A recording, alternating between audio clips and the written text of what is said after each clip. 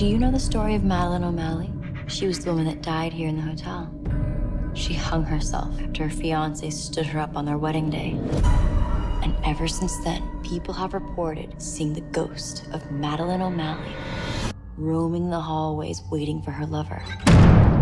What I wanted to accomplish with the movie was to tell a very old-fashioned ghost story, like a 1800s type ghost story, Charles Dickens sort of vibe, and to approach it in a very old-fashioned way, but to drop these modern nerdy characters in it who don't belong, because I was curious how they would react if they found themselves in one of these stories. Because we all know how the people from the 1800s react, because we've seen a million of those movies, but I don't know how minimum wage, internet nerd type people would deal with it, and I found that to be fascinating.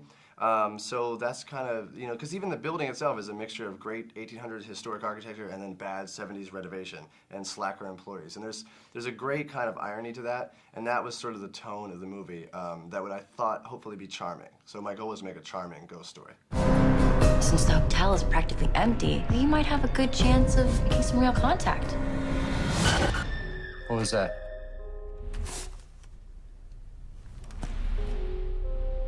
It was the best experience ever because, like, hair and makeup meant waking up, putting on the same outfit every day, and just walking downstairs. So it was easy and awesome.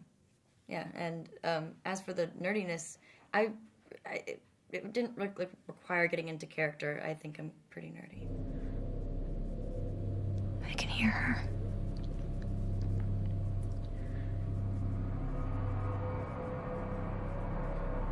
Do you hear the whispering?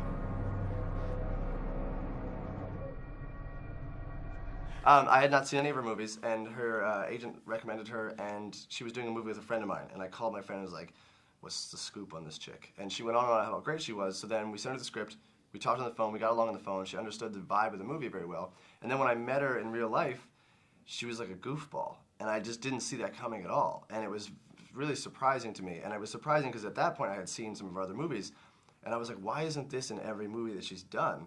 And because I was like, that's all I want to do is like exploit that and show all those goofy elements that of this person I'm talking to.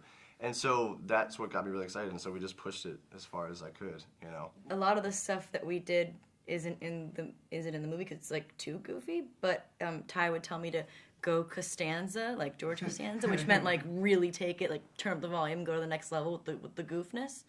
So that was a lot of fun because I never get to do that. Well, when we had made my previous film, The House of the Devil, the cast and crew lived there because it was a cheap place to stay. And we would drive to 30 minutes out in the middle of nowhere to make this satanic horror movie, but weirder stuff would happen back at the hotel. And we started logging all these stories of the cast and crew believing the place was haunted, and the town is obsessed with it being haunted. And I didn't think much of it other than like this crazy stuff that's going on while I'm trying to make this movie. And then I wanted to do a ghost story, and I thought, well, I lived one. So what if we just went back there and made it in this place that apparently is haunted? It just made sense to me, and so we did that. I wrote the movie very quickly, and we called the peddler, and thankfully they said yes, and next thing you knew, the majority of the crew from House of the Devil, we were all back touring together at the Yankee Peddler going, what happened? How did we end up here again? I mean, I don't know if it's ghosts, but it's a really odd place. It's really strange. It's kind of like askew and off, and like just really the doors would fly open by themselves, and lights would go on and off and stuff like that, so it's definitely creepy.